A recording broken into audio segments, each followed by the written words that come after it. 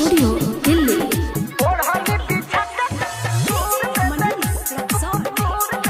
Mixed by Inderjeet। पागल दीवाना काहे भइले बाड़े रे, पागल दीवाना काहे भइले बाड़े रे, आ कौन चीज खातिर जिद कइले बाड़े रे, आ कौन चीज खातिर जिद कइले बाड़े रे।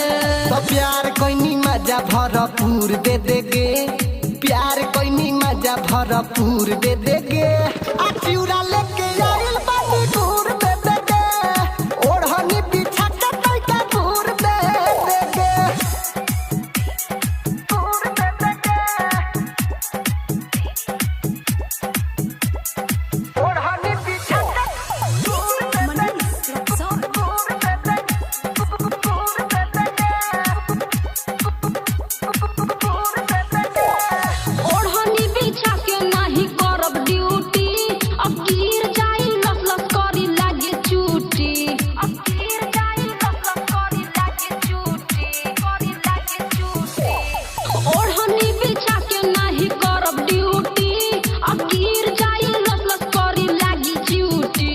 तो खाए खाती तनका अंगूर दे दे रे, खाए खाती तनका अंगूर दे दे रे, आ चिउरा लेके आइल बानी दूर दे दे गे, ओढ़नी बिछा के तैका दूर दे दे गे,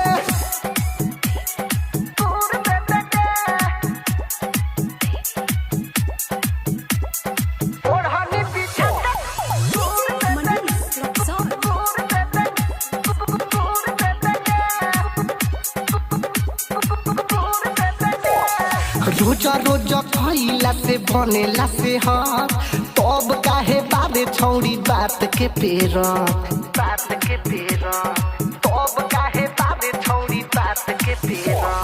रोजा रोजा खइला से बनेला से हाथ, तब काहे बाबे छौड़ी बात के पेरा। माने नहीं अब तू जरूर दे देगे, माने नहीं अब तू जरूर दे देगे, आ चिउरा लेके आइल बानी दूर दे देगे, ओढ़नी बिछा के तैका दूर दे देगे, दूर दे देगे, रिया स्टूडियो दिल्ली। ओढ़नी बिछा के दूर दे देगे, दूर दे देगे, दूर दे देगे, दूर दे देगे। दीपालाल आनंद नाही कर परेशान, इंद्रजीत गिरा के लागे कदी है जियान, कदी है जियान, इंद्रजीत गिरा के लागे कदी है जियान। दीपालाल आनंद नाही कर परेशान, इंद्रजीत गिरा के लागे कदी है जियान। चंदन बिहारी के खजूर दे देगे, चंदन बिहारी के खजूर दे देगे, आ चिउरा लेके